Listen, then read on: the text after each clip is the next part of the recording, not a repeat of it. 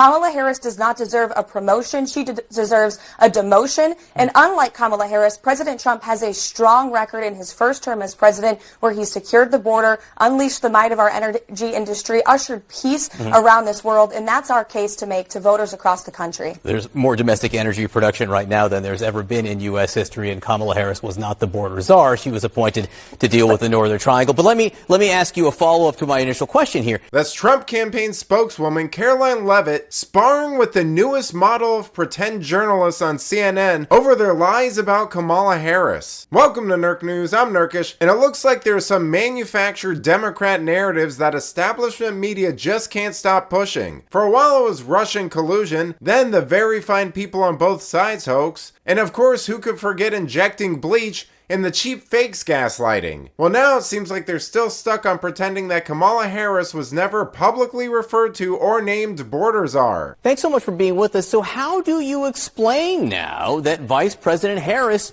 is seen as perhaps the candidate of change?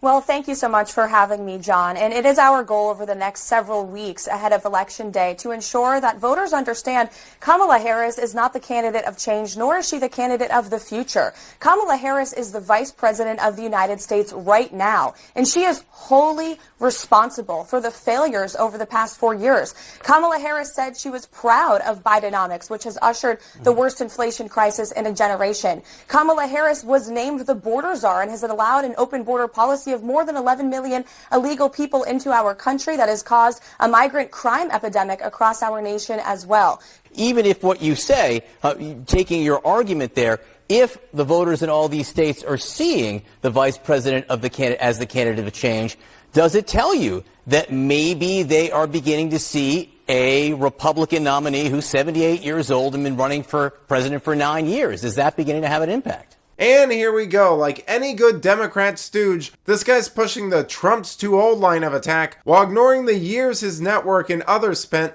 dismissing claims of Biden's mental decline and arguing that age equated to wisdom and experience. Luckily, Leavitt calls him out on it, as well as on his BS about Harris not being border czar. Well, just two things on your earlier points. Kamala Harris was named the border czar. She was appointed by Joe Biden in that position. And the truth is the border has been a complete disaster. Everyone recognizes that. And energy prices, gasoline prices are still 50% higher today under Kamala Harris than they were under President Trump. And if you look further and deeper into these polls, if you look at the issues that matter to voters, like immigration, like the economy, like foreign policy, where we've seen war erupt all over this world under Joe Biden and Kamala Harris, voters trust Donald Trump on those issues. They trust him because he, again, has a first-term record to stand on. And you brought up Donald Trump's age, so I do want to mention it. This race is not about age. It's about competence. And President Trump has proven to be a leader who can bring stability back to this world, who can bring peace through this world, who can make America strong again. And that's why voters trust him on the issues that matter.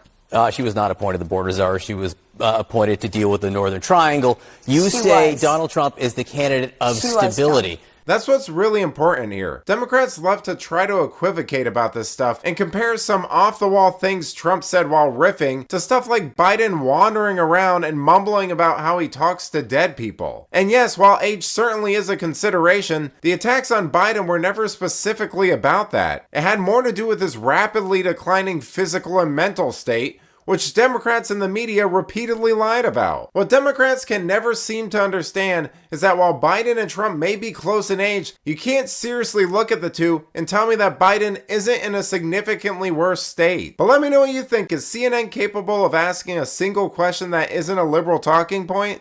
Let me know in the comments, and if you enjoyed this video, please give it a like and subscribe to the channel. That stuff really does help us out. Until then, this has been Nerk News. Thanks for watching. Bye!